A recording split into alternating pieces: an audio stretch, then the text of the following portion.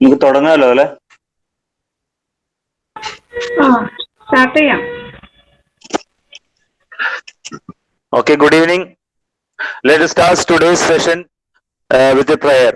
Prayer by Kumari Ananya S. Biju, daughter of Sulega Supran.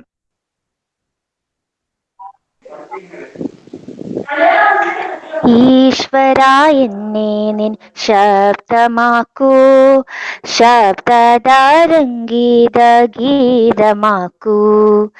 ഈശ്വരാ എന്നെ നിൻ ശബ്ദമാക്കൂ, ശബ്ദതരംഗീത ഗീതമാക്കൂ. ഈശ്വരാ എന്നെ നിൻ വീണയാക്കൂ, വീണയിൽ മീട്ടുന്ന രാഗമാക്കൂ. ഈശ്വരാ എന്നെ നിൻ വീണയാക്കൂ, വീണയിൽ മീട്ടുന്ന രാഗമാക്കൂ. ഈശ്വരാ എന്നെ നിൻ രൂപമാക്കൂ, രൂപ കാണുന്ന ഭാവമാക്കൂ. ഈശ്വരാ എന്നെ നിൻ രൂപമാക്കൂ, രൂപത്തിൽ കാണുന്ന ഭാവമാക്കൂ. ഈശ്വരാ എന്നെ നിൻ ശോഭയാക്കൂ, ശോഭിത സുന്ദര രൂപമാക്കൂ. ഈശ്വരാ എന്നെ നിൻ ശോഭയാക്കൂ, ശോഭത്തിൽ കാണുന്ന ഭാവമാക്കൂ. Okay, thank you. Respected Commissioner, Joint Commissioner, Assistant Commissioners, dear friends and children, welcome all of you for today's session. Today is our second book review session. Book review section will be taken by Srimati Ranjini Inspector. Let me invite Ranjini to start the session.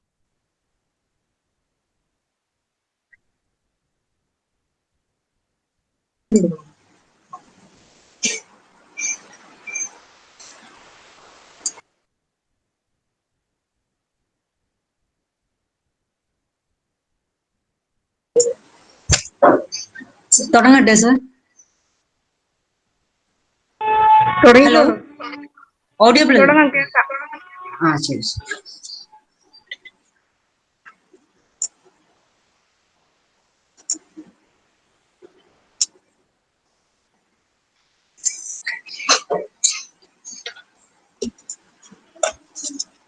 Hello, good evening ladies and gentleman. ഞാൻ ആദ്യമേ തന്നെ എൻ്റെ thanks പറയാണ്. എനിക്ക് ഇങ്ങനെ ഒരു അവസരം നൽകിയതിനായിട്ട് central excise ക്ലബിന്റെ എല്ലാ ഭാരവാഹികൾക്കും ഞാൻ ആദ്യം ഈ പ്ലാറ്റ്ഫോം നൽകിയാണ് നന്ദി പ്രകാശിപ്പിക്കുകയാണ്. ലിജി ഇങ്ങനൊരു ബുക്ക് റിവ്യൂ ചെയ്യാൻ പറ്റുമോ എന്ന് ചോദിച്ചപ്പോൾ സത്യത്തിൽ ഞാനൊന്ന് അമ്പരന്ന് പോയി. ബേസിക്കലി ഞാനൊരു ലെഷർലി ലീഡറാണ്.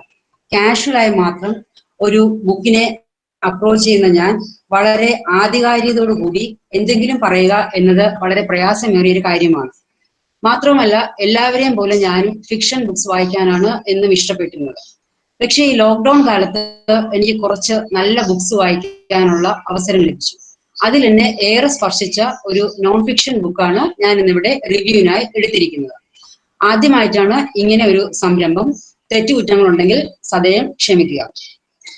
മനു എസ് പിള്ളയുടെ ivory throne the chronicles of house of Travancore എന്ന ഒരു ബുക്കിനെ കുറിച്ചുള്ള എന്റെ കാഴ്ചപ്പാടുകളാണ് ഞാൻ ഇന്നിവിടെ നിങ്ങളുമായി ഷെയർ ചെയ്യുന്നത്. ഈ ഓഥറിനെ കുറിച്ച് ഫസ്റ്റ് മോട്ടിവേഷണൽ ക്ലാസ്സിൽ പാർവതി മാം പറഞ്ഞത് ഓർക്കുന്നുണ്ടോ? അതായത് ഒരു ഹിസ്റ്റോറിയൻ തന്റെ പാഷൻ സഫലീകരിക്കുന്നതിന് വേണ്ടിയിട്ട് ലണ്ടനിലേക്ക് ഹയർ സ്റ്റഡീസിന് പോയതും മറ്റും. ആക്ച്വലി ഇങ്ങനെ ഒരു ബുക്കിനെയോ അല്ലെങ്കിൽ ഇതിന്റെ ഒരു ഓഥറിനെയോ കുറിച്ച് എനിക്ക് അറിയത്തില്ലായിരുന്നു. ഈ മാർച്ചിലാണ് ഞാൻ ആദ്യമായിട്ട് ഇദ്ദേഹവുമായിട്ടുള്ള ഒരു ഇന്റർവ്യൂ കണ്ടത്. അപ്പോൾ അതിൽ ട്രാവൻകൂർ ഹിസ്റ്ററിയെ കുറിച്ച് വളരെ ബോൾഡായിട്ട് തന്റെ വിചാരധാരകൾ പങ്കുവച്ച ഈ യൂത്ത് റൈറ്റർ എന്നെ ഏറെ ആകർഷിച്ചു. അപ്പോഴേ ഞാൻ തീരുമാനിച്ചതാണ് ഈ ബുക്ക് ഒന്ന് വായിക്കണമെന്ന്. ട്രാവൻകൂർ ഹിസ്റ്ററി എന്ന് പറഞ്ഞാൽ ശരിക്കും പറഞ്ഞാൽ എൻ്റെ ഒരു ധാരണ കവടിയാറുള്ള രാജാക്കന്മാരും റാണിമാരുടെയൊക്കെ സ്റ്റോറി ആയിരുന്നു എന്നാണ്. പക്ഷേ തിരുവിതാംകൂർ രാജാക്കന്മാർ പത്മനാഭദാസന്മാർ എന്നാണല്ലോ അറിയപ്പെട്ടിരുന്നത്. അപ്പോൾ ഈ ക്ഷേത്രത്തിന്റെ വളരെ അടുത്തായിരുന്നു വീട്. ഞങ്ങളുടെയൊക്കെ പ്രഭാത പ്രദോഷങ്ങളെ എന്നും ധന്യമാക്കിയിരുന്നത് ഈ രാജവീതിയും ഈ ക്ഷേത്രവും ഒക്കെയാണ്. അതിനാൽ വളരെ ചെറുപ്പത്തിലെ തന്നെ കൊട്ടാരത്തിലെ കഥകൾ കേൾക്കാൻ എനിക്ക് കഴിഞ്ഞിട്ടുണ്ടായിരുന്നു. അതൊക്കെ ആയിരിക്കാം ഒരുപക്ഷെ എന്നെ ഈ ബുക്കിലേക്ക് അട്രാക്ട് ചെയ്ത ഫാക്ടർ. വായിച്ചു കഴിഞ്ഞപ്പോൾ മനസ്സിലായി എന്റെ നിഗമനം തെറ്റിയിട്ടില്ല എന്ന്. ഇതിന് ദന്തസിംഹാസനം എന്ന പേരിൽ ഇതിന്റെ ഒരു മലയാള പരിഭാഷയും ഇറങ്ങിയിട്ടുണ്ട്. ആദ്യം ഞാൻ ഈ ഓതറായ മനു എസ് പിള്ളയെ കുറിച്ച് പറയട്ടെ. 1990 ജനിച്ച ഇദ്ദേഹം ജന്മം കൊണ്ട് മലയാളിയാണെങ്കിലും വളർന്നത് പൂനെയിലായിരുന്നു. ഇദ്ദേഹത്തിന് ഈ ബുക്ക് എഴുതാനുള്ള പ്രചോദനമായത് സേതുലക്ഷ്മിയുടെ ഗ്രാൻഡ് ഡോട്ടറുമായിട്ട് ഇദ്ദേഹം ഒരു ഫേസ്ബുക്കിൽ ഒരു ചാറ്റ് നടത്തിയതിനെ ബേസ് ചെയ്തിട്ടാണ്. ശരിക്കും എല്ലാ സുഖലോലുപതയോടും കൂടി ജീവിച്ചിരുന്ന ഒരു മഹാറാണി ഒരു ദിവസം പെട്ടെന്ന് ഇതെല്ലാം ഉപേക്ഷിച്ച് നാട് വിടുകയും ബാംഗ്ലൂർ പോയി സെറ്റിൽ ചെയ്യുകയും ചെയ്തു. അപ്പോൾ ഒരു പ്രാവശ്യം പോലും ഇവർക്ക് തിരികെ നാട്ടിലേക്ക് വരണമെന്ന് തോന്നിയിട്ടുമില്ല.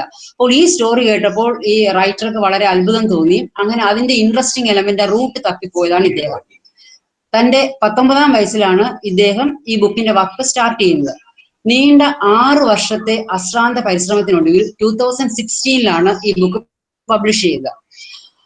പണ്ട് ഇവിടെ ഭരിച്ചിരുന്ന ബ്രിട്ടീഷുകാർ ആയതിനാൽ ഇദ്ദേഹത്തിന് കുറെ റിസർച്ച് വർക്ക്സ് ഒക്കെ അവിടെ നിന്നും കളക്ട് ചെയ്യാൻ സാധിച്ചു. പിന്നെ ഇദ്ദേഹം കുറെ നാൾ ശശി തരൂർ എംപിയുടെ ഡൽഹി പാർലമെന്റ് ഓഫീസ് കൈകാര്യം ചെയ്തിരുന്നാൽ ആ റൂട്ടിലൂടെ ഇദ്ദേഹത്തിന് കുറച്ച് മെറ്റീരിയൽസ് കിട്ടി. പിന്നെ ഇവിടെ സ്റ്റേറ്റ് ആർക്കൈവ്സ് ഡിപ്പാർട്ട്മെന്റ് ഹെൽപ്പും കിട്ടി. കൂടാതെ പലരുമായി നടത്തിയിട്ടുള്ള ഇന്റർവ്യൂവിനെയൊക്കെ ബേസ് ചെയ്തിട്ടാണ് ഇദ്ദേഹം ഈ ബുക്ക് എഴുതിയിരിക്കുന്നത്. എന്തായാലും ആ ഹാർഡ് വർക്കിന് തക്കതായ റിവാർഡും ഇദ്ദേഹത്തിന് ലഭിക്കുകയുണ്ടായി. ഫസ്റ്റ് ഇയറിൽ തന്നെ ഈ ബുക്കിന്റെ പബ്ലിഷ് ചെയ്ത ആദ്യത്തെ വർഷം തന്നെ 4 എഡിഷൻ ഇദ്ദേഹത്തിന് ഇറക്കാൻ സാധിച്ചു. കൂടാതെ 2017 സാഹിത്യ അക്കാദമിയുടെ യുവ പുരസ്കാരവും ഇദ്ദേഹത്തിന് ലഭിക്കുകയുണ്ടായി.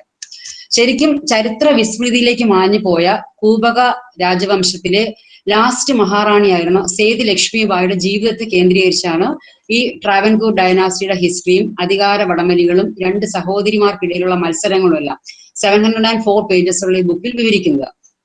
ഈ ബുക്കിനോടൊപ്പം ട്രാവൻകൂറിന്റെ ഒരു ഫാമിലി ട്രീ ഉണ്ട്, നീറ്റ് ചാർട്ടായിട്ട് കൊടുത്തിട്ടുണ്ട്. കൂടാതെ കുറെ റയർ ഫോട്ടോസ്, ബിബ്ലിയോഗ്രാഫി, നോട്ട്സ് ഇതെല്ലാം തന്നെയുണ്ട്. അപ്പോൾ ഇനി ഞാൻ ഈ ബുക്കിന്റെ ഇതിലോട്ട് കടക്കുകയാണ്. അതായത് ബുക്കിന്റെ പ്രിഫൈസിൽ ഇത് സ്റ്റാർട്ട് ചെയ്യുന്നത് പോർച്ചുഗീസ് എക്സ്പ്ലോറർ ആയിരുന്ന വാസ്കോ ഡി ഗാമ ആദ്യമായി ഇന്ത്യയിൽ വന്നതും മാരിടൈം ട്രേഡ് എക്സ്പ്ലോർ ചെയ്തൊക്കെ ആയിട്ടാണ്. പിന്നെ അതിനുശേഷം പറയുന്നത് ശക്തനായിട്ടുള്ള ഒരു റൂളർ ആയിരുന്ന മാർത്താണ്ഡവർമ്മ മഹാരാജാവിനെ കുറിച്ചാണ് അതിൽ പറയുന്നത്. അദ്ദേഹം ബ്രിട്ടീഷ് സാമ്രാജ്യമായിട്ട് നടത്തിയിട്ടുള്ള യുദ്ധവും അതുപോലെ സാമൂതിരി രാജാവുമായിട്ട് നടത്തിയിട്ടുള്ള യുദ്ധത്തിനെ കുറിച്ചും ഒക്കെ പ്രതിപാദിക്കുന്നുണ്ട്. ഈ ബുക്കിന്റെ ഫസ്റ്റ് ചാപ്റ്റർ എന്ന് പറയുന്നത് രാജാ രവിവർമ്മയുടെ, വേൾഡ് ഫേമസ് പെയിന്റർ ആയിട്ടുള്ള രാജാ രവിവർമ്മയുടെ ജീവിതത്തിലൂടെയാണ് കടന്നു പോകുന്നത്. ഈ ബുക്ക് വായിക്കുമ്പോൾ നാം ഏറ്റവും അധികം മനസ്സിലാക്കേണ്ട ഒരു കാര്യം മരുമക്കത്തായം എന്നുള്ളതിനെ കുറിച്ചാണ്. അത് വളരെ സിമ്പിൾ ആയിട്ട് ഇതിൽ എക്സ്പ്ലെയിൻ ചെയ്യുന്നുണ്ട് ഈ ബുക്കിൽ. അതായത് ഇപ്പോഴത്തെ ഫാമിലി ഡെഫിനിഷൻ എന്ന് പറഞ്ഞാൽ ഹസ്ബൻഡ്, വൈഫ്, ചിൽഡ്രൻ കഴിഞ്ഞു. ബട്ട് മരുമക്കത്തായത്തിൽ അങ്ങനെയല്ലായിരുന്നു. ഒരു പുരുഷൻ, അദ്ദേഹത്തിന്റെ സിസ്റ്റർ, അവരുടെ കുട്ടികൾ ചേർന്നാണ് ഫാമിലി. അപ്പോൾ കിരീടാവകാശം എന്ന് പറഞ്ഞാൽ എപ്പോഴും അച്ഛനിൽ നിന്ന് മകനിലേക്ക് ലഭ്യമായിരുന്നില്ല, പകരം അമ്മാവനിൽ നിന്ന് അനന്തരവന്മാരിലേക്കായിരുന്നു കൈമാറിയിരുന്നത്. അപ്പോൾ മഹാരാജാവിന്റെ വൈഫിന് ഒരിക്കലും റാണി പട്ടം നൽകിയിരുന്നില്ല, അമ്മച്ചി സ്ഥാനമായിരുന്നു നൽകിയിരുന്നത്. അദ്ദേഹത്തിന്റെ സിസ്റ്റർ അല്ലെങ്കിൽ ഡോട്ടർ അല്ലെങ്കിൽ ഗ്രാൻഡ് ഡോട്ടേഴ്സ് ആയിരുന്നു റാണിമാരായിരുന്നു. അപ്പൊ അതിൽ നിന്ന് നമുക്ക് മനസ്സിലാക്കാൻ സാധിക്കും ലേഡീസിന് എത്രത്തോളം ഇമ്പോർട്ടൻസ് കൊടുത്തിരുന്നു. ഏതാണ്ട് ഒരു സിമിലർ ഇത് തന്നെയായിരുന്നു കണ്ണൂരുള്ള അറക്കൽ രാജവംശത്തിലും ഫോളോ ചെയ്തതെന്നാണ് ഞാൻ മനസ്സിലാക്കിയിട്ടുള്ളത്. അപ്പോൾ പക്ഷെ ഇവിടുത്തെ ഒരു ദുഃഖസത്യം എന്തെന്ന് വെച്ചാൽ ട്രാവൻകൂർ ഡൈനാസ്റ്റിയിൽ എന്നും പെൺകുട്ടികൾ കുറവായിരുന്നു. അപ്പോൾ ഇവർ ചെയ്യുന്ന മെത്തേഡ് എന്ന് പറഞ്ഞാൽ വംശം നിലനിർത്താനായിട്ട് കണ്ണൂരിലെ കോലത്തിരി രാജവംശത്തിൽ നിന്നും കുഞ്ഞുങ്ങളെ കന്യകമാരെ ദത്തെടുക്കുമായിരുന്നു. അപ്പോൾ കോലത്തിരി രാജാക്കന്മാരുടെ ചുറ്റുപാടുകൾ കുറച്ച് മോശമായപ്പോൾ ഇവരിൽ ഒരു കൂട്ടർ മാവേലിക്കര കോവിലത്തേക്ക് ചേക്കേറി. എനിക്ക് ഇപ്പോൾ ശരിക്കും പെട്ടെന്ന് ഓർമ്മ വരുന്നത് ഇതിനെ ബേസ് ചെയ്തൊരു പണ്ടൊരു ഫിലിം ഇറങ്ങിയിട്ടുണ്ട്, ദില്ലി വാല രാജകുമാരൻ എന്ന് പറഞ്ഞിട്ട്, കുറച്ച് പഴയതാണ്. മഞ്ജു വാര്യറും ജയറാമും ഒക്കെ ചേർന്ന് അഭിനയിച്ചിട്ടുണ്ട്. അതിന്റെ തീം ഇതുപോലെ കൊട്ടാരത്തിലേക്ക് അഡോപ്റ്റ് ചെയ്യുന്നതാണ്. അപ്പോൾ മാവേലിക്കര എന്നാണ് നമ്മുടെ കഥയിലെ ഈ നായികയെ അഡോപ്റ്റ് ചെയ്യുന്നത്. ഞാനത് വളരെ വെരി ഷോർട്ടായിട്ട് പറയാം. അതായത് 18th സെഞ്ചുറിയിൽ ഭരിച്ചിരുന്ന ആയില്യം തിരുനാൾ നാട് നീങ്ങിയപ്പോൾ ഇദ്ദേഹത്തിന്റെ ബ്രദർ വിശാഖം തിരുനാൾ രാജാവായി. അതിനുശേഷം അവരുടെ കാലശേഷം ഇവരുടെ സഹോദരിയുടെ മകൻ രാജാവായി. പക്ഷേ അപ്പോഴും ഈ രാജാവിന് സഹോദരിമാരില്ലാതിരുന്നതിനാൽ 2 റാണിമാരെ അഡോപ്റ്റ് ചെയ്തു. ഭരണി തിരുനാൾ ലക്ഷ്മിബായി തമ്പുരാനും ഭരണി തിരുനാൾ പാർവതിബായി തമ്പുരാനും. ഇതിൽ ലക്ഷ്മിബായിക്ക് കുട്ടികൾ ഉണ്ടായിരുന്നില്ല. പാർവതിബായി തമ്പുരാന്റെ ഹസ്ബൻഡ് നേരത്തെ മരിച്ചുപോയി. അപ്പോൾ ഇവര് റീമാരേജ് ചെയ്തു. അതിൽ 5 കുട്ടികൾ ജനിച്ചെങ്കിലും വീണ്ടും പെൺകുട്ടികളുണ്ടായില്ല, 3 ആൺകുട്ടികൾ മാത്രമേ അവശേഷിച്ചുള്ളൂ. അങ്ങനെ വീണ്ടും വംശം നിലനിർത്താൻ വേണ്ടിയിട്ട് മാവേലിക്കര നിന്നും 2 പെൺകുട്ടികളെ ദത്തെടുത്തു. അതാണ് നമ്മുടെ ഈ ഹീറോയിൻ. ഈ കുട്ടികൾ എന്ന് പറഞ്ഞാല് നമ്മുടെ വേൾഡ് ഫേമസ് പെയിന്റർ ആയിരുന്ന രാജാ രവിവർമ്മയുടെ കൊച്ചുമക്കളാണ്. അതായത് രാജാ രവിവർമ്മയുടെ മക്കളായിരുന്ന മഹാപ്രഭയുടെയും കൊച്ചുകുഞ്ഞിയുടെയും മക്കളായിരുന്നു ഈ കുഞ്ഞുങ്ങൾ. അതിൽ സേതു ലക്ഷ്മിബായ് എന്ന് പറയുന്ന 1895 നവംബർ 19 പൂജാതെ മഹാപ്രഭയുടെ മകളും, സേതു പാർവതിബായ് എന്ന് പറയുന്ന ഒരു വർഷത്തിന് ശേഷം 1896 നവംബർ 7 പൂജാതെ കൊച്ചുകുഞ്ഞിയുടെ മകളുമായിരുന്നു. അങ്ങനെ ഇവർക്ക് വെറും 5 വയസ്സുള്ളപ്പോൾ തന്നെ ഈ കുട്ടികളെ 1900 ഓഗസ്റ്റ് 28 തങ്ങൾ ജനിച്ചു വളർന്ന മാവേലിക്കര കൊട്ടാരത്തിനോടെല്ലാം വിട പറഞ്ഞ് ട്രാവൻകൂർ റാണിമാരാക്കാൻ വേണ്ടി ഇവരെ ട്രിവാൻഡ്രത്തേക്ക് കൊണ്ടുവന്നു. ഒഫീഷ്യലി ഓഗസ്റ്റ് 31 ഇവർ ഈ കുഞ്ഞുങ്ങളെ അഡോപ്റ്റ് ചെയ്തത്. ശരിക്കും ഈ അഡോപ്ഷനൊക്കെ പത്മനാഭസ്വാമി ക്ഷേത്രത്തിൽ വലിയൊരു ആഘോഷമായിട്ടാണ് നടക്കുന്നത്. പണ്ട് പഴമക്കാർ പറഞ്ഞ് ഞാൻ കേട്ടിട്ടുണ്ട്. അപ്പോൾ ഈ അഡോപ്ഷൻ ടൈമിൽ തന്നെ കൊട്ടാരത്തിലെ പല ഉപജാപക വൃന്ദവും അതിർത്തി രേഖപ്പെടുത്തി ഉണ്ടായിട്ടുള്ള ഈ ബുക്കിൽ പറയുന്നുണ്ട്. അതായത് 2 പേരെയും സെയിം കോവിലകത്തിൽ നിന്ന് എടുത്തതിൽ പലർക്കും അതിർത്തി ഉണ്ടായിരുന്നു. കൂടാതെ അന്നത്തെ രാജാവായിരുന്ന ചതയം തിരുനാളിനും ഇതത്ര ഇഷ്ടമുണ്ടായിരുന്നില്ല. കാര്യം അദ്ദേഹം പറയുന്നത് ഈ 2 കുട്ടികളും 2 അമ്മമാരുടെ മക്കളായിരുന്നതിനാൽ കുടുംബത്തിന്റെ സമാധാനത്തിന് ഭാവിയിൽ വിഘ്നം ഉണ്ടാകും എന്നായിരുന്നു. പക്ഷെ അതൊരു ശാപം പോലെ അത് പിന്തുടർന്നു എന്നാണ് നമുക്ക് ഈ നോവൽ വായിച്ചു പോകുമ്പോൾ മനസ്സിലാവുക. ഈ റാണിമാരെ ദത്തെടുത്ത് 1.5 വർഷത്തിനുള്ളിൽ തന്നെ കൊട്ടാരത്തിൽ 3 മരണം സംഭവിക്കുകയുണ്ടായി. അശ്വതി തിരുനാൾ മരിച്ചു. അതിനുശേഷം ചതയം തിരുനാളും അമ്മ മഹാറാണിയും കാലയവനിയും ഉള്ളിലായി. അങ്ങനെ തന്റെ കേവലം 5ാം വയസ്സിൽ സേതു ലക്ഷ്മിബായിക്ക് സീനിയർ റാണിയായിട്ട് സ്ഥാനമേൽക്കേണ്ടി വന്നു. അങ്ങനെ അവർ ഹെർ ഹൈനസ് റാണി പൂരാടം തിരുനാളെ മാറി.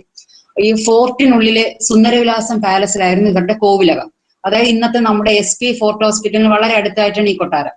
ഈ കൊട്ടാരത്തിലെ റൂട്ടീനൊക്കെ ഈ ബുക്കിൽ വളരെ ഡീറ്റെയിൽഡ് ആയിട്ട് എക്സ്പ്ലെയിൻ ചെയ്യുന്നുണ്ട്. കൊട്ടാര രീതികൾ, അതിന്റെ ഡിസിപ്ലിൻ ഒക്കെ സ്വായത്തമാക്കാനായിട്ട് ഈ റാണിമാർ കുറച്ചധികം ടൈം എടുക്കുകയുണ്ടായി. അവരുടെ ഡ്രസ് കോഡൊക്കെ വളരെ സിമ്പിൾ ആയിരുന്നു. ബട്ട് ഹെയർ സ്റ്റൈലൊക്കെ വളരെ വിചിത്രമായിട്ടായിരുന്നു എന്നാണ് പറയുന്നത്.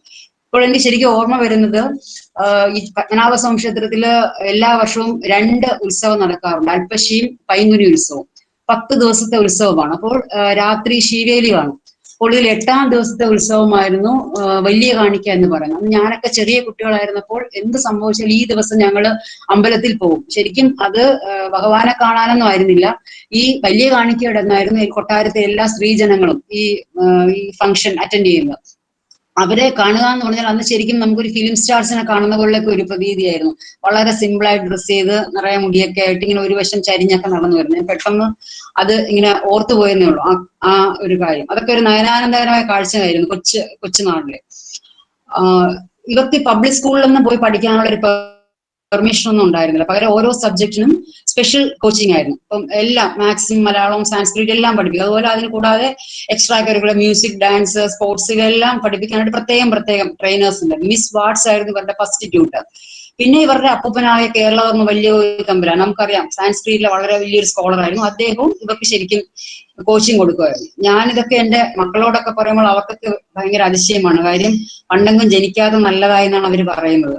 ഇതുപോലെ വീട്ടിലിരുന്ന് പഠിക്കാന്നൊക്കെ പറഞ്ഞാൽ ഇപ്പോഴത്തെ ഈ കോവിഡ് കാലം പോലെ അവർക്കൊന്നും ചിന്തിക്കാനേ കഴിയാത്തൊരവസ്ഥയാണ്.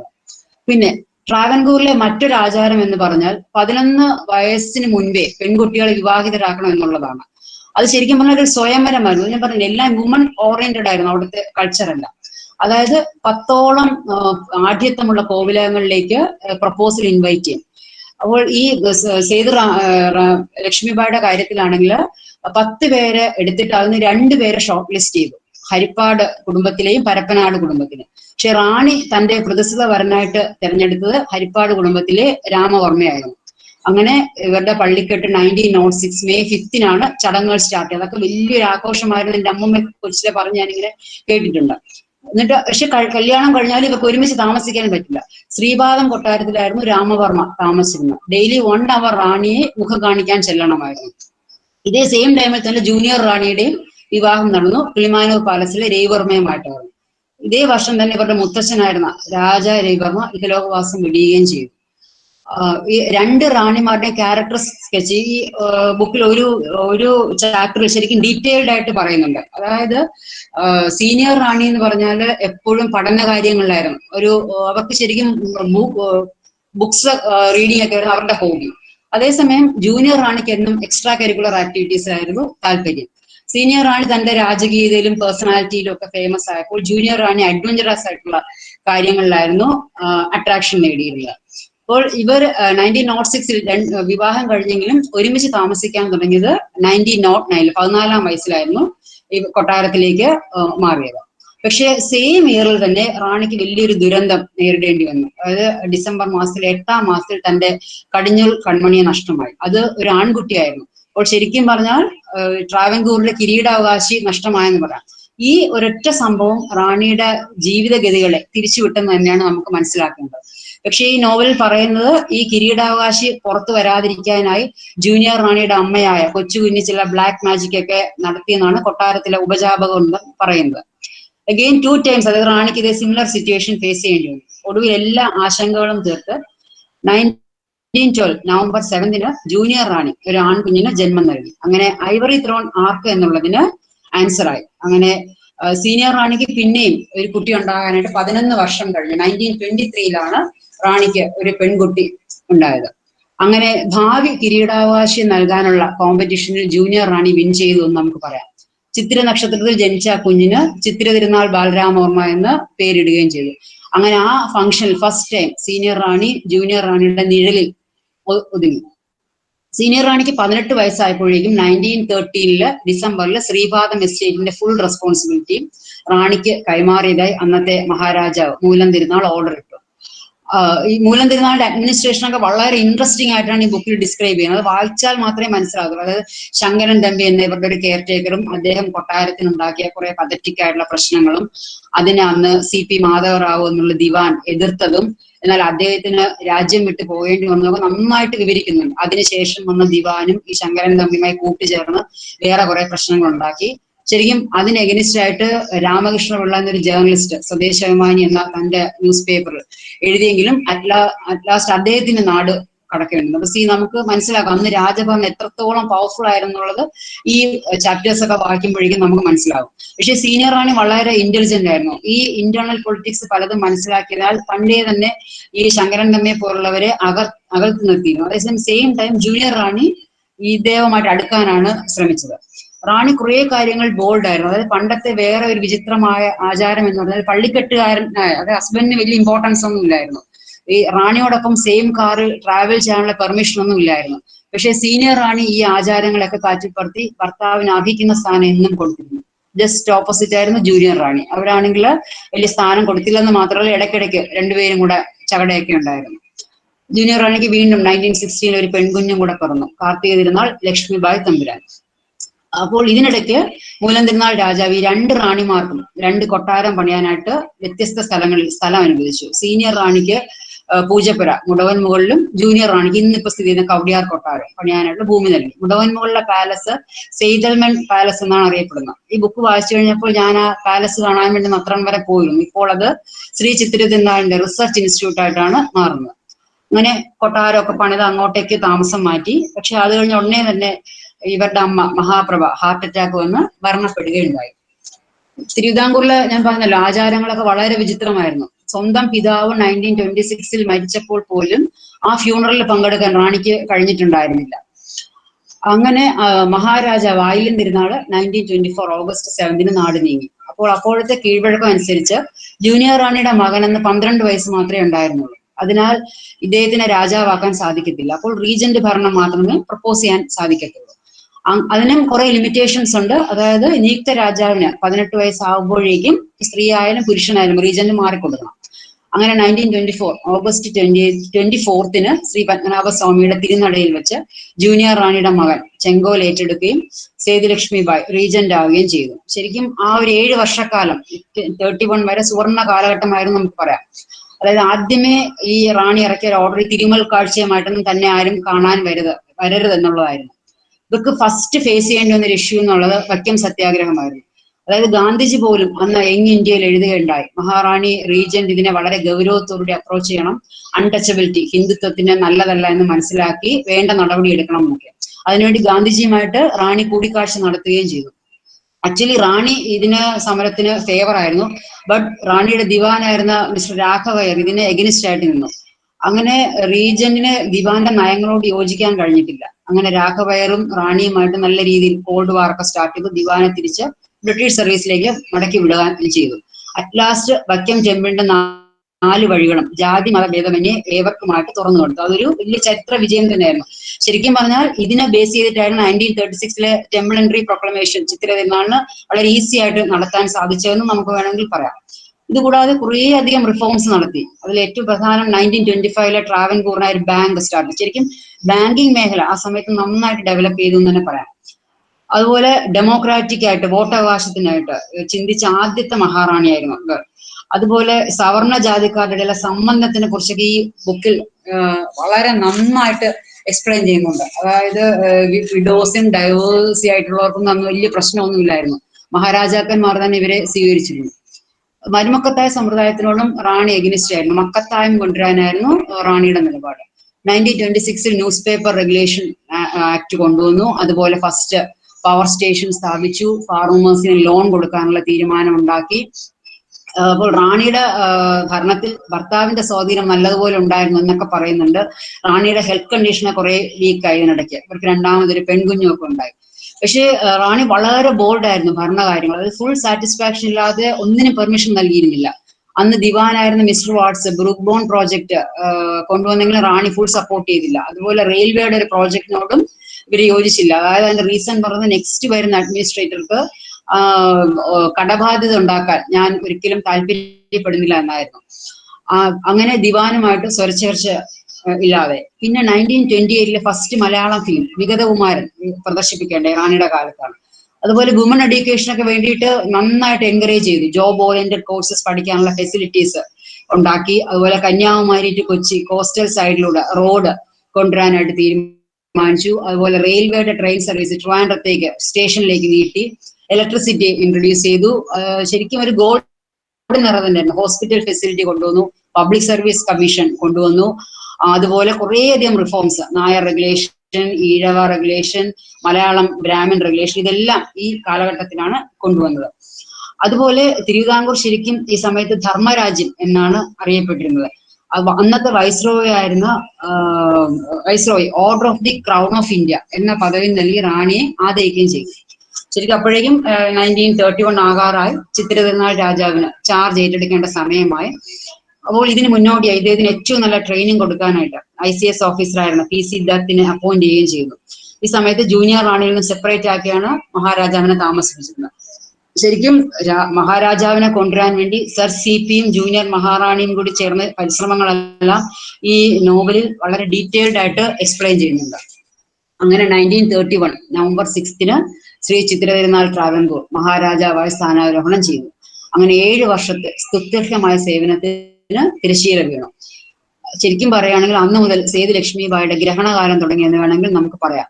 സ്ഥാനം വിട്ടുകൊടുത്ത ശേഷം ഇവരാദ്യം ആവശ്യപ്പെട്ടത് ഇപ്പോൾ ലഭിച്ചുകൊണ്ടിരിക്കുന്ന ഇയർലി അലവൻസ് ആയ 2 lakh rupees ട്രാവലിംഗ് അലവൻസ് ആയ 15,000 തുടർന്നും കിട്ടണമെന്നായിരുന്നു. അതുപോലെ ഇൻഡിവിജ്വൽ ബഹുമതിയായ 21 ആചാരവടി നിർത്തരുതെന്നുമായിരുന്നു. പക്ഷേ രാജാവ് അതൊന്നും ചെവിക്കൊണ്ടിരുന്നില്ല. 1932 ഇറക്കിയ ഓർഡർ പ്രകാരം ഇവരുടെ ഇയർലി അലവൻസ് കുറച്ചു, 1 lakh ആക്കി. അതുപോലെ ആചാരവടി 17, അതും ബർത്ത്ഡേയുടെ അന്ന് മാത്രമേ കിട്ടത്തുണ്ടായിരുന്നുള്ളൂ. ഈ ഓർഡർ റിവേഴ്സ് ചെയ്യിക്കാൻ വേണ്ടിയും അതുപോലെ എസ്കോട്ടിന്റെ കാര്യങ്ങളൊക്കെ പറയാനും വേണ്ടി അന്നത്തെ റെസിഡന്റ് വൈസ്രോയി ആയിട്ടൊന്ന് റെക്കമെൻഡ് ചെയ്യാൻ ശ്രമിച്ചു, ലോർഡ് വെല്ലിംഗ്ടണുമായിട്ട്. പക്ഷേ ഈ വിഷയത്തിൽ മഹാരാജാവിന് ഫുൾ ഡിസിഷൻ എടുക്കാനുള്ള സ്വാതന്ത്ര്യം നൽകുകയാണ് ചെയ്തത്. ശരിക്കും രാജ്യകാര്യം നോക്കിയതുപോലെ റാണി തന്റെ കുടുംബത്തിലെ എല്ലാവരുടെ കാര്യം നോക്കിയിട്ടുണ്ട്. റാണി വളരെ സമർത്ഥയായിരുന്നു. ഇതര ജാതിക്കാരുമായിട്ടും വളരെ സൗമ്യമായിട്ടായിരുന്നു പെരുമാറിയിരുന്നത്. അതുപോലെ ഡ്രസ്സിങ്ങിലും മറ്റും വളരെ ലാളിത്യം പുലർത്തിയിരുന്നു. ഇവരുടെ പേരക്കുട്ടികൾ പറയുന്നത് ഈ ഭൂമിയിൽ ഏറ്റവും സുന്ദരിയായ സ്ത്രീ ഞങ്ങളുടെ അമ്മൂമ്മയാണ്. കുറെ റെയർ ഫോട്ടോഗ്രാഫ്സ് ഞാൻ പറഞ്ഞു ആദ്യമേ ഈ ബുക്കിന്റെ ഇടയ്ക്ക് വെച്ചിട്ടുണ്ട്. അതുപോലെ വലിയൊരു കൃഷ്ണഭക്തയുമായിരുന്നു. 2 മക്കളിൽ ഇളയ മകളായ പ്രിൻസസ് ഇന്ദിരയ്ക്കായിരുന്നു അമ്മയുടെ ചായ കിട്ടിയിരുന്നത് എന്നും പറയപ്പെടുന്നുണ്ട്. അധികാരം വിട്ട ശേഷം അധികവും കൈപ്പുള്ള അനുഭവമായിരുന്നു റാണിക്ക് ഫേസ് ചെയ്യേണ്ടി വന്നത്. 1933 2 പുതിയ കാറുകൾ ഇമ്പോർട്ട് ചെയ്തപ്പോഴേക്കും അന്ന് ശരിക്കും നാട്ടുരാജാക്കന്മാർക്ക് ഇമ്പോർട്ട് ടാക്സിന്റെ എക്സംഷൻ ഉണ്ടെങ്കിലും റാണിക്ക് ടാക്സ് അടയ്ക്കേണ്ടി വന്നു. അതുപോലെ കൊട്ടാരം മെയിൻ്റനൻസിനുള്ള കാശൊന്നും ലഭിച്ചില്ല. അതുപോലെ ആനുവൽ സ്റ്റോക്ക് വെരിഫിക്കേഷൻ കഴിഞ്ഞപ്പോൾ വില കൂടിയ ഒരു മാലയും ഒരു വാച്ചും ഒക്കെ തിരിച്ച് കൗടിയാർ കൊട്ടാരത്തിലേക്ക് കൊടുക്കേണ്ടി വന്നു. അതിനേക്കാളിലും റാണിയെ വേദനിപ്പിച്ചത് ഒരു പ്രാവശ്യം മക്കളുമായിട്ട് റാണിയുടെ ഹസ്ബൻഡ് തമ്പുരാൻ പോയപ്പോൾ മഹാരാജാവ് മുഖം കാണിക്കാൻ അനുവദിച്ചില്ല, പുറത്തു നിർത്തുകയാണ് ചെയ്യുക. അപ്പോൾ സർ CPM ജൂനിയർ റാണിയുമായിട്ടുള്ള അടുപ്പം ഞാൻ നേരത്തെ സൂചിപ്പിച്ചല്ലോ, വളരെ ഇതായിട്ട് വരികയായിരുന്നു. അപ്പോൾ 1932 സർ CPയെ ലീഗൽ ആൻഡ് കോൺസ്റ്റിറ്റ്യൂഷണൽ അഡ്വൈസർ എന്ന പദവിയിലേക്ക് നിയമിക്കുകയും ചെയ്തു. അതെന്ന് ദിവാനെക്കാട്ടിലും ഹയർ പോസ്റ്റ് ആയിരുന്നു. അപ്പോൾ സ്വാഭാവികമായിട്ടും ദിവാൻമാർക്ക് ഇഷ്ടപ്പെടത്തില്ല. അങ്ങനെ ഈ CPയുടെ കാലഘട്ടത്തിൽ 2 ദിവാൻമാരും ഇദ്ദേഹവുമായിട്ട് പൊരുത്തപ്പെടാൻ സാധിക്കാതെ അവര് റിസൈൻ ചെയ്ത് പോവുകയാണ് ചെയ്തത്. അങ്ങനെ ലാസ്റ്റ് CPയെ തന്നെ ദിവാനായിട്ട് അപ്പോയിന്റ് ചെയ്തു. ഇതിനിടയിൽ റീജൻ സേതുലക്ഷ്മിബായിയുടെ മൂത്ത മകളുടെ പള്ളിക്കെട്ട് കിളിമാനൂർ കോവിലകത്ത് രാമവർമ്മയുമായിട്ട് നടക്കുകയും ചെയ്തു. അപ്പോൾ ഇതിനിടയ്ക്കെല്ലാം ഫുൾ പ്രശ്നങ്ങളായിരുന്നു റാണിക്ക് ഫേസ് ചെയ്യേണ്ടി വന്നത്. ശ്രീപാദം ഭൂമിയുടെ അവകാശത്തിന് വേണ്ടി 2 റാണിമാരുമായിട്ടുള്ള തർക്കം നടന്നു. പക്ഷെ അറ്റ് ലാസ്റ്റ് ശ്രീപാദം മഹാരാജാവിന്റെ ഉടമസ്ഥതയിലായെന്ന് പറഞ്ഞു. റാണിയെ നന്നായിട്ട് മാക്സിമം ബുദ്ധിമുട്ടിക്കുകയും ചെയ്തു. അതായത് ക്ഷേത്രത്തിലേക്കുള്ള വഴിപാട് ചെലവുകൾക്കൊന്നും പൈസ കൊടുത്തില്ല, അതെല്ലാം തടഞ്ഞു വെച്ചു. കുട്ടികളുടെ അലവൻസ് നൽകിയില്ല. അത് മാത്രമല്ല, റാണിയുടെ കൊട്ടാരത്തിലെ ഗാർഡ് ഡ്യൂട്ടിക്ക് നിന്നവർക്കുള്ള സാലറി റാണി തന്നെ കൊടുക്കണം എന്ന് വാശി പിടിക്കുകയൊക്കെ ചെയ്തു. ഇതിനിടയിലും റാണിക്ക് കുറെ സന്തോഷമുള്ള കാര്യങ്ങൾ ഉണ്ടായി. അതായത് മൂത്ത മകൾക്ക് 4 പെൺകുട്ടികൾ ജനിച്ചു, ഇളയ മകളുടെ വിവാഹം കഴിഞ്ഞു. ഇതിലെല്ലാം റാണി സന്തോഷം കണ്ടെത്തി. അപ്പോൾ ഏതാണ്ട് നമ്മുടെ ഇൻഡിപെൻഡൻസിന്റെ ടൈമൊക്കെ ആയി. അപ്പോൾ CP ശരിക്കും ഒരു സ്വേച്ഛാധിപതിയായിട്ട് ഇവിടെ വാണുകൊണ്ടിരുന്ന സമയമായിരുന്നു. എല്ലാ ജനങ്ങൾക്കെല്ലാം വളരെ അമർഷമായിരുന്നു. ഗാന്ധിജിയും ടാഗോറും ഒക്കെ പോലും ഇതിനെക്കുറിച്ച് മെൻഷൻ ചെയ്തിട്ടുണ്ട് പല സ്ഥലങ്ങളിലായിട്ട്. ഒടുവിൽ ഈ നാട്ടുരാജാക്കന്മാര് ഇന്ത്യയുമായിട്ട് സംയോജിക്കേണ്ടതിൽ ഇവരിങ്ങനെ ഒപ്പിടാതെ വെച്ചുകൊണ്ടിരിക്കുകയായിരുന്നു. CPയെ ഒരു ഫംഗ്ഷനിൽ വെച്ച് ആക്രമിക്കപ്പെട്ടപ്പോഴാണ് ജൂനിയർ റാണിക്ക് മഹാരാജാവിന് വേഗം ഉദിച്ചതും ഈ സംയോജനത്തിനുള്ള ഒപ്പുവെക്കുകയും ചെയ്തത്. അങ്ങനെ ദിവാൻ അവിടെ നിന്ന് സ്വമേധയാ ഒഴിഞ്ഞു പോവുകയാണ് ചെയ്യുക. ശരിക്കും സേതുലക്ഷ്മിബായിയുടെ 2 മക്കൾക്കും ഈ രാജകൊട്ടാരത്തിലെ ഈ സ്പെഷ്യൽ ആചാരങ്ങളൊന്നും തന്നെ ഇഷ്ടമായിരുന്നില്ല. ഇവർ ഇൻഡിപെൻഡന്റ് ആകാനായിരുന്നു എന്നും ആഗ്രഹിച്ചിരുന്നത്. അങ്ങനെ മൂത്ത മകൾ പ്രിൻസസ് ലളിത ബാംഗ്ലൂർ സെറ്റിൽ ചെയ്യാൻ തീരുമാനിക്കുകയും അവിടെ ഒരു വീട് വാങ്ങിക്കുകയും ചെയ്തു. രണ്ടാമത്തെ മകളുടെ ആദ്യ ഭർത്താവ് മരണപ്പെട്ടെങ്കിൽ ഇവർ വീണ്ടും വിവാഹിതരായി ചെന്നൈയിൽ സെറ്റിൽ ചെയ്തു. അപ്പോൾ ശരിക്കും പറഞ്ഞാൽ റാണിയുടെ ഒരു പകുതി ജീവൻ തിരുവനന്തപുരത്ത് നിന്ന് പോയി എന്ന് വേണമെങ്കിൽ നമുക്ക് പറയാം. പക്ഷെ എന്നാലും കൂടി ഇവരുടെ ഷഷ്ടി പൂർത്തിയൊക്കെ നന്നായിട്ട് മക്കൾ സെലിബ്രേറ്റ് ചെയ്തു എന്നൊക്കെയാണ് നോവലിസ്റ്റിന്റെ കാഴ്ചപ്പാടിൽ പറയുന്നത്. അപ്പോൾ ഇതിനോടകം ഇവരുടെ കൈവശം ഉണ്ടായിരുന്ന ഓരോരോ വസ്തുക്കളായിട്ട് തട്ടിയെടുക്കുകയായിരുന്നു. അതായത് വെള്ളായണിയിലുള്ള കൊട്ടാരം അഗ്രികൾച്ചർ കോളേജിന് കൊടുത്തു, കോവളം കൊട്ടാരം ഗവൺമെന്റ് വിട്ടുകൊടുക്കേണ്ടി വന്നു. ഇതിനിടയ്ക്ക് റാണിയുടെ ശരീരസ്ഥിതി ഹെൽത്ത് കണ്ടീഷൻ വളരെ മോശമായി. റാണിക്ക് ഒരു ഹാർട്ട് അറ്റാക്ക് ഒക്കെ വന്നു. ഇതിൽ റാണിക്ക് ഏറ്റവും ലാസ്റ്റ് വിഷമം ഉണ്ടാക്കിയെന്ന് പറഞ്ഞാൽ റാണിയുടെ ഈ സെറ്റിൽമെന്റ് പാലസ് മുളവൻമോൾ കൊട്ടാരത്തിൽ നിന്ന് സെർവൻസും ഡ്രൈവറും ഒക്കെ കൂടെ ചേർന്നൊരു യൂണിയൻ, ആ സമയത്ത് ഈ കോൺഗ്രസ് ഒക്കെ വളരെ ഇതായിട്ട് വരികയായിരുന്നല്ലോ യൂണിയൻ, അവര് ഒരുമിച്ച് ചേർന്നിട്ട് റാണിക്ക് എഗനിസ്റ്റ് ആയിട്ട് മൂവ് ചെയ്യാൻ തുടങ്ങി. അപ്പോൾ അത് വളരെ വിചിത്രമായ ഒരു സിറ്റുവേഷൻ അങ്ങനെ റാണിക്ക് ഫേസ് ചെയ്യേണ്ടി വന്നു. അപ്പോൾ റാണി പെട്ടെന്ന് ക്വിക്ക് ഡിസിഷനാണ് എടുത്തത്, എന്നേക്കുമായിട്ട് കൊട്ടാരം ഉപേക്ഷിക്കാം. അപ്പോഴേ റാണി മനസ്സിൽ തീരുമാനിച്ചു ഇനി ഒരു തിരിച്ചുവരവില്ലെന്ന്. ശരിക്കും അതൊക്കെ വായിക്കുമ്പോൾ നമുക്ക് വളരെ ഇമോഷണൽ ആയിട്ട് തോന്നിക്കും ആ ചാപ്റ്റേഴ്സ് വായിക്കുമ്പോൾ. അതായത് റെയിൽവേ സ്റ്റേഷനിലേക്ക് പോകുന്ന വഴിക്ക് തന്റെ കുലദൈവമായ ശ്രീ പത്മനാഭ സ്വാമിയുടെ ഗോപുരനടയിൽ അവസാനമായി നിന്ന് താണ് വണങ്ങുന്നതും കാർ നിർത്തി ആ ഡ്രൈവറിനോട് കൈവശമുണ്ടായിരുന്ന കുറെ നാണയത്തൊട്ടുകൾ ഭണ്ഡാരത്തിലേക്ക് ഇടാൻ കൊടുത്തതൊക്കെ വായിക്കുമ്പോൾ നമുക്ക് എല്ലാവർക്കും വല്ലാത്തൊരു വിഷമം ഉണ്ടാകുന്ന നന്നായിട്ടത് പിക്ചറൈസ് ചെയ്തിട്ടുണ്ട് ഈ നോവലിസ്റ്റ്. അങ്ങനെ ശരിക്കും മഹാറാണിയുടെ ഒരു 2ാം ജന്മം എന്ന് പറയാം. മഹാറാണി ബാംഗ്ലൂരിലേക്ക് ഫുള്ളായിട്ട് ചേക്കേറി തങ്ങളുടെ പേരക്കുട്ടികളുടെ മാത്രം ഒരു അമ്മുമ്മയായി മാറി. വളരെ പെട്ടെന്ന് ആ ജീവിതവുമായിട്ട് അവർ മിങ്കിൾ ചെയ്യുകയും ചെയ്തു. 1960s 70s ഒക്കെ റാണിക്ക് വളരെ സന്തോഷം നൽകിയ ഒരു പീരീഡ് തന്നെയായിരുന്നു. പേരക്കുട്ടികളെല്ലാം വ്യത്യസ്തമായ ജോലികൾ തിളങ്ങി. അതായത് lecturer, doctor, architect, advocate, fashion designer, അങ്ങനെ വിവിധ മേഖലകളിൽ ദേശത്തും വിദേശത്തും എല്ലാം ഇവർ നിലയുറപ്പിച്ചു. ശരിക്കും പറഞ്ഞാൽ റാണി വളരെ വിശാല മനസ്സിനുള്ള ഒരു തെളിവാണ്. അന്യ മതസ്ഥരിൽ വിവാഹം കഴിക്കാൻ പോലും കുട്ടികൾക്ക് സപ്പോർട്ട് നൽകി. അത് പേരക്കുട്ടികൾ വളരെ ആശ്ചര്യത്തോടു കൂടിയാണ് ഈ ഇദ്ദേഹമായിട്ടുള്ള ഇന്റർവ്യൂവിൽ പറയുന്നത്. പക്ഷെ ഇതിനിടയ്ക്ക് വലിയൊരു ദുരന്തം ഫേസ് ചെയ്യേണ്ടി വന്നു. 1975 റാണിയുടെ തമ്പുരാൻ മരണപ്പെട്ടു. അതോടുകൂടി റാണി ശരിക്കും വളരെ സൈലന്റ് ആയി മാറി. ഇതിനിടയിൽ റാണിയെ ഏറ്റവും വിഷമിപ്പിച്ച ഒരു സംഭവം നടന്നതെന്ന് വെച്ചാൽ 1971 ഈ രാജകുടുംബത്തിന്റെ വസ്തുവകകൾ ഷെയർ ചെയ്തപ്പോൾ മുടവൻമുകൾ സെറ്റിൽമെന്റ് പാലസ് തന്റെ സ്വകാര്യ ഭൂമിയാണെന്ന് രാജാവ് വാദിച്ചു. അങ്ങനെ പേരക്കുട്ടികൾക്ക് ഏറ്റവും സർപ്രൈസ് ആയത് അതിൽ പോലും റാണി ശകലവും വ്യസനിച്ചില്ല എന്നുള്ളതാണ്. അങ്ങനെ 76 റാണിക്ക് ഈ കൊട്ടാരം Shri Chithira Thirunal institute of medical science and ടെക്നോളജിക്ക് വിട്ടുകൊടുക്കേണ്ടി വന്നു. അത് ശരിക്കും പറഞ്ഞാല് ആ ഒരു കാര്യം പറയുന്നത് അർദ്ധരാത്രിയിലാണ് അന്ന് ഇവിടുത്തെ ഡയറക്ടർ ആയിരുന്ന വല്യത്താൻ ബാംഗ്ലൂരിൽ എത്തുന്നതും റാണിയിൽ നിന്ന് ആ കീ കൈമാറുന്നതൊക്കെ. അപ്പോൾ ശരിക്കും റാണി ചിരിച്ചുകൊണ്ട് ഒട്ടും വ്യസനമില്ലാതെ സ്വാതന്ത്ര്യം അർദ്ധരാത്രിയിലാണല്ലോ കിട്ടിയെന്നൊക്കെ പറഞ്ഞ് ഇവരെ അനുഗ്രഹിച്ച് വിടുകയാണ് ചെയ്തത്. പക്ഷെ 91 സുപ്രീം കോർട്ട് ഇതിന്റെ വിധിയിൽ, അതായത് എല്ലാ കൊട്ടാരത്തിലെല്ലാം സ്വകാര്യ സ്വത്തുക്കളാണെന്നും മഹാരാജാവിന്റെ വാദം ശരിവെക്കുന്നതായിരുന്നു. അങ്ങനെ ഈ ഇതിനുള്ള ഈക്വൽ കോമ്പൻസേഷൻ എമൗണ്ട് കവടിയാർ കൊട്ടാരത്തിലെ രാജാവിന് കൊടുക്കേണ്ടെന്ന് തന്നെ ഏറെ വേദനിപ്പിച്ചു എന്നാണ് ഡയറക്ടറായിരുന്ന വല്യത്താൻ പറയുന്നത്. പക്ഷെ റാണി അപ്പോഴേക്കൊരു നിസ്സംഗതാഭാവം കൈവന്നു കഴിഞ്ഞിരുന്നു. ഇതിനിടയ്ക്ക് 83 ജൂനിയർ മഹാറാണി നാട് നീങ്ങി. അങ്ങനെ 2 റാണിമാരുമായിട്ടുള്ള ഐതിഹാസികമായ യുദ്ധത്തിന് ഒരു പര്യവസാനം ഉണ്ടായെന്നും പറയാം. 84 ആയപ്പോൾ റാണിയുടെ സ്ഥിതി ഏതാണ്ട് ഒരു ധാന്യ അവസ്ഥയിലേക്ക് മാറി. അങ്ങനെ ആരും പുറത്തുള്ള ആരുമായിട്ടും കുട്ടികളുമായിട്ടും ആരുമായിട്ടും അങ്ങനെ ഒരു ഇതില്ലാതെ റൂമിനുള്ളിൽ തന്നെ കഴിച്ചുകൂടുകയായിരുന്നു. 85 വാർദ്ധക്യ സഹജമായ അസുഖം വന്നു. റാണി ഫെബ്രുവരി 22 ഇഹലോകവാസം വന്നു. ശരിക്കും പറഞ്ഞാൽ സാധാരണ ഒരു പൗരനെ പോലെ ബാംഗ്ലൂരിലെ ഒരു ഇലക്ട്രിക്കൽ ക്രിമറ്റോറിയത്തിലാണ് റാണിയെ ദഹിപ്പിച്ചത്. അത് വായിക്കുമ്പോൾ നമുക്ക് വളരെ ഒരു അതിശയം തോന്നുന്നു. ഇത്രയും ഇതായിട്ടുള്ള എല്ലാ സ്വത്തും എല്ലാം ഉണ്ടായിരുന്ന റാണി സാധാരണ ഒരു മനുഷ്യനെ പോലെയാണ് ലാസ്റ്റ് റിച്വൽസ് എല്ലാം നടത്തുക. ശരിക്കും അവിടം കൊണ്ട് ഈ തീരുകയാണ്, ഈ കഥ അവസാനിക്കുകയാണ്. ശരിക്കും എന്നെ പോലെ മീഡിയ വഴി ഉള്ള സാധാരണക്കാരെല്ലാം മനസ്സിലാക്കിയിരുന്നത് ജൂനിയർ റാണിയുടെ പിന്തുടർച്ച അവകാശക്കാരെ 7 പേരാണ് ഉണ്ടായിരുന്നത്. ഈ ബുക്ക് വായിച്ചതിന് ശേഷമാണ് ശരിക്കും എനിക്ക് മനസ്സിലായത് സേതുലക്ഷ്മിബായിയുടെ പിന്തുടർച്ച അവകാശക്കാരായി 32 പേരുണ്ട്. പക്ഷെ എനിക്ക് ഇത് വായിച്ചു കഴിഞ്ഞപ്പോൾ ഉണ്ടായ ഏറ്റവും ഒരു ദുഃഖം എന്ന് പറഞ്ഞാല് ഇത്രയും ഒക്കെ പ്രഗത്ഭമതിയായ ഒരു മഹാറാണിക്ക് വേണ്ടി ഒരു ചെറിയ സ്മാരകം പോലും, ഒരു പ്രതിമ പോലും ഈ തിരുവനന്തപുരത്ത് ഇല്ലാതെ പോയല്ലോ എന്നുള്ളതാണ് ഈ ബുക്ക് വായിച്ചു കഴിഞ്ഞപ്പോൾ എനിക്ക് ഏറ്റവും അധികം വിഷമം തോന്നിയത്. പിന്നെ ഈ ബുക്കിന്റെ ഒരു ഡീമെറിറ്റ് എന്ന് പറയാൻ പറ്റത്തില്ല. ശരിക്കും പറഞ്ഞാല് ഈ ബുക്ക് കുറച്ച് ബയസ്ഡ് ആയിട്ടാണ് എഴുതിയിരിക്കുന്നത്. അത് ഫുൾ റാണിയെ സപ്പോർട്ട് ചെയ്തിട്ടാണ് ഇത് എഴുതിയിരിക്കുന്നത്. അതായത് എന്നെ പോലുള്ളവർ ചെറുപ്പത്തിലേ തന്നെ ഈ വിഗ്രഹങ്ങൾക്കൊപ്പം ആരാധിച്ചിരുന്ന ജീവനുള്ള മൂർത്തികൾക്കൊക്കെ ഇത് വായിച്ചു കഴിഞ്ഞപ്പോൾ എന്റെ മനസ്സിൽ ഒരു ഇടിവുണ്ടാക്കാൻ നോവലിസ്റ്റിന് കഴിഞ്ഞു എന്നുള്ളത് അദ്ദേഹത്തിന്റെ ഒരു വിജയം തന്നെയാണ്. എന്നാലും ശരിക്കും പറയുകയാണെങ്കിൽ ഇത് എല്ലാവരും വായിച്ചിരിക്കേണ്ട ഒരു ബുക്കാണ്. ഞാനിത് നമ്മുടെ ലൈബ്രറിക്ക് വേണ്ടി സജസ്റ്റ് ചെയ്യുകയാണ് ഈ ബുക്ക്. ശരിക്കും ഇദ്ദേഹത്തിന്റെ അടുത്തൊരു ബുക്കുണ്ട് റിബൽ സുൽത്താൻ എന്ന് പറഞ്ഞാൽ, അതും നല്ല ഒരു ബുക്കാണ് ശരിക്കും വായിക്കാനായിട്ട്. അങ്ങനെ അതോടുകൂടി കഴിഞ്ഞു എന്റെ ബുക്ക് റിവ്യൂ.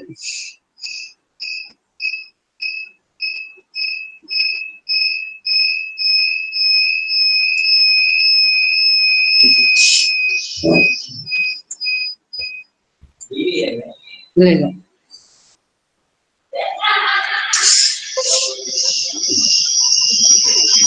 സർ എന്തെങ്കിലും പറയാം?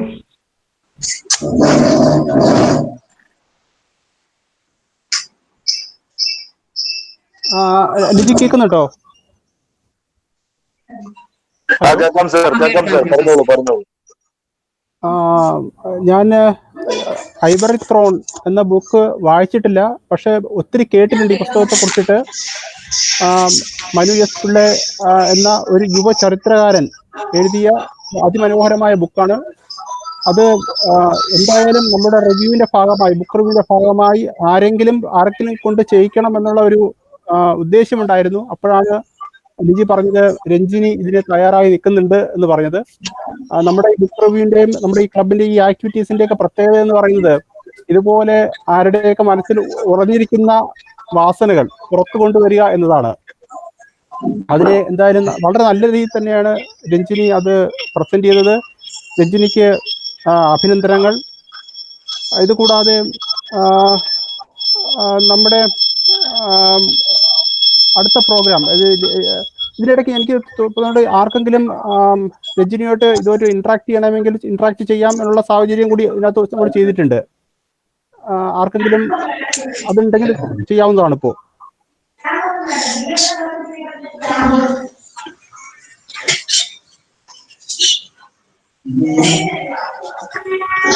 രഞ്ജിനി മൈക്ക് ഓഫ് ചെയ്തേക്കണേ, ഒരു സൗണ്ട് ഉണ്ട്, സംസാരിക്കുമ്പോൾ മാത്രം ഓൺ ചെയ്താൽ മതി.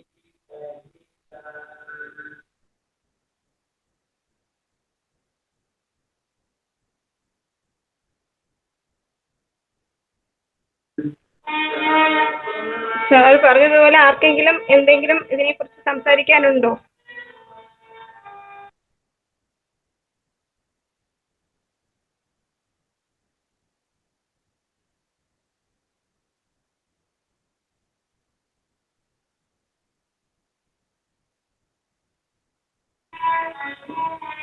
സാർ ആരും മുന്നോട്ട് വരുന്നില്ല, അപ്പൊ ആർക്കും പ്രത്യേകിച്ചൊന്നും ചോദിക്കാനില്ലെന്ന് കരുതട്ടെ. ലിജി മാഡം, ഇനി എല്ലാവരും ഈ ബുക്ക് വായിക്കാൻ ശ്രമിക്കട്ടെ. എന്നിട്ട് അതില് രഞ്ജിനി മാഡം വളരെ നന്നായിട്ടാണ് ഇത് പ്രസന്റ് ചെയ്തത്. ഇനി അതിനെ കുറിച്ച് ഡീറ്റെയിൽ ആയിട്ട് എല്ലാവരും ഈ ബുക്ക് വായിക്കട്ടെ. എന്റെ അഭിപ്രായം അതാണ്.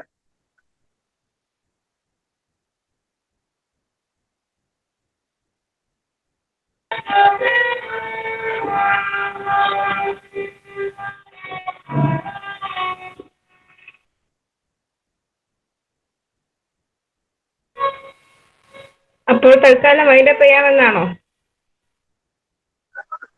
അതെ, ആർക്കും ഇതിലിപ്പോ ചോദിക്കാനൊന്നുമില്ല എന്ന് തോന്നുന്നു. ഇത് ഒരു ബുക്ക് റിവ്യൂ ആയതുകൊണ്ട് ഇനി എല്ലാവർക്കും വായിക്കാനുള്ള ഒരു പ്രചോദനമാണ് രഞ്ജിനി മാഡം തന്നിരിക്കുന്നത്. വളരെ ഇൻട്രസ്റ്റിംഗ് ആയിരുന്നു. നമുക്ക് ഇത് നിങ്ങൾക്ക് വൈൻഡപ്പ് ചെയ്യാവുന്നതാണ്. ഒരു കാര്യം ഞാനിവിടെ സൂചിപ്പിക്കാൻ ആഗ്രഹിക്കുന്നു. ഇത് ബുക്ക് റിവ്യൂ എന്ന് പറഞ്ഞാൽ തികച്ചും നമ്മുടെ ശിവപ്രസാദ് സാർ JCയുടെ ഒരു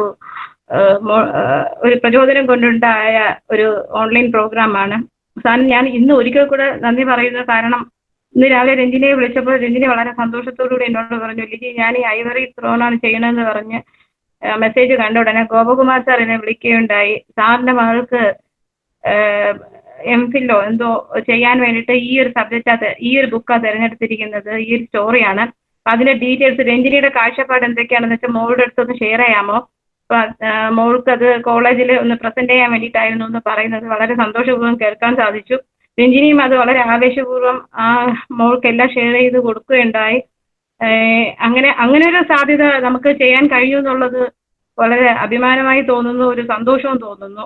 അത് ഞാൻ ഈ അവസരത്തിൽ സാറിനോട് എല്ലാവരെയും അറിയിക്കുകയാണ്. നമ്മൾ ചില കാര്യങ്ങൾ അറിയാതെ തുടങ്ങിയാലും ആർക്കെങ്കിലുമൊക്കെ എന്തെങ്കിലുമൊക്കെ പ്രയോജനമായി തീരുന്നു എന്നുള്ളത് ഭയങ്കര സന്തോഷകരമായ കാര്യമാണ്. ഇനി നമ്മുടെ ഓഫീസിൽ ഒരുപാട് പേര് വായനക്കാർ നമ്മുടെ ജോയിൻ ചെയ്തിട്ടില്ല. എല്ലാവരും വന്നിരുന്നെങ്കിൽ വളരെ കുറച്ചുകൂടെ മനോഹരമാകുമായിരുന്നു. എന്നാലും വരുന്ന വ്യക്തികൾക്കെല്ലാം ഓഫീസേഴ്സിനെല്ലാം തന്നെ അതൊരു പ്രയോജനമായി തന്നെ തീരും. ഈ പുസ്തകം ത്തിന്റെ കഥ രഞ്ജിനി സംക്ഷിപ്തമായി പറയുകയുണ്ടായി. ശരിക്കും ഞങ്ങൾ കുട്ടിക്കാലത്തെ ഈ പത്മനാഭദാസന്മാരായ രാജാക്കളെയും കണ്ടു വളർന്നവരാണ്. ശരിക്കും വളരെ നമ്മുടെ മെമ്മറിയെ പുറകിലോട്ട് കൊണ്ടുപോകുന്ന രീതിയിൽ തന്നെയായിരുന്നു രഞ്ജിനിയുടെ അവതരണവും. വളരെ ഭംഗിയായിട്ടുണ്ടായിരുന്നു. എല്ലാവരും ഈ പുസ്തകം വായിക്കുമെന്ന് പ്രതീക്ഷിച്ചുകൊണ്ട് ഇന്ന് ജോയിൻ ചെയ്ത എല്ലാവർക്കും നന്ദി അർപ്പിക്കുന്നു. അടുത്ത റിവ്യൂ ആയിട്ട് നമുക്ക് അടുത്ത മാസം അവസാനം കാണാം. ഇതിനൊരു സെക്കൻഡ് സാറ്റർഡേ അല്ലെങ്കിൽ സെക്കൻഡ് സൺഡേ നമുക്ക് കുട്ടികൾക്ക് ഒരു അടുത്ത മോട്ടിവേഷൻ ക്ലാസ് നടത്തുന്നതായിരിക്കും. എല്ലാവർക്കും നന്ദി.